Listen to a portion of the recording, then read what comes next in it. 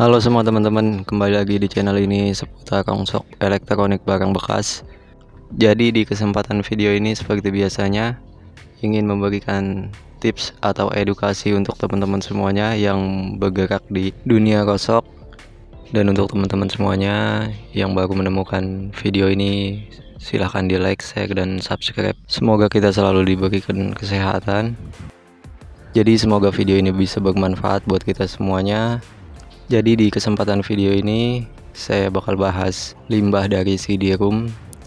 Jadi ini di CD-ROM laptop dan PC. Jadi apakah sortirannya sama dan harganya sama?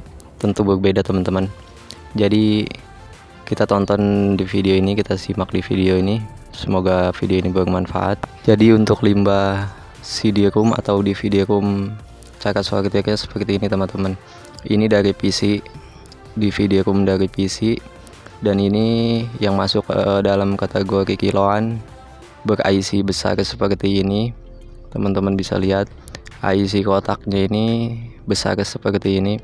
Ini masuk ke dalam kategori DVD-ROM kiloan atau kita jualnya per kilo.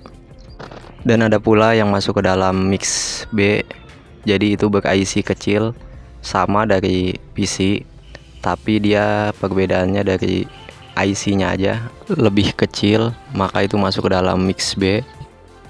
Oke, dan yang kedua kita bahas dari limbah CD-ROM atau DVD-ROM laptop. Dan untuk teman-teman yang harus diketahui, jadi ini lebih unggul, lebih di atas dari DVD PC. Jadi sama IC-nya seperti ini, kotak besar. Jadi jika IC-nya kecil itu masuk ke mix B. Jika IC-nya besar seperti ini, maka masuk ke dalam DVD-ROM laptop. Ini harganya di atas dari harga DVD PC dari ini. Untuk harganya berkisar antara harga 200 lebih lah, hampir mengenai 300 untuk per 1 kilonya.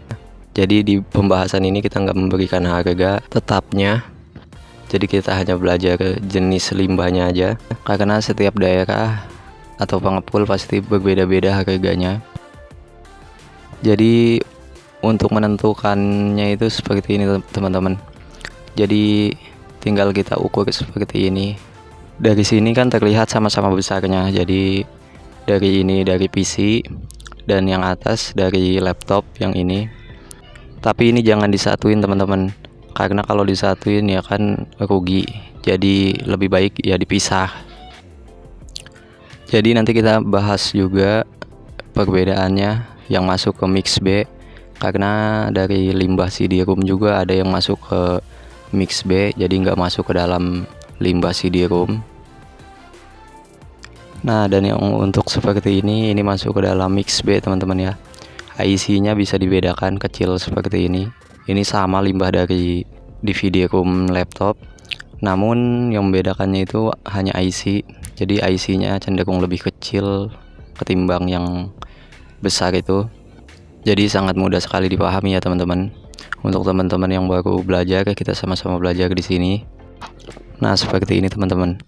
Bisa terlihat sangat berbeda ya teman-teman.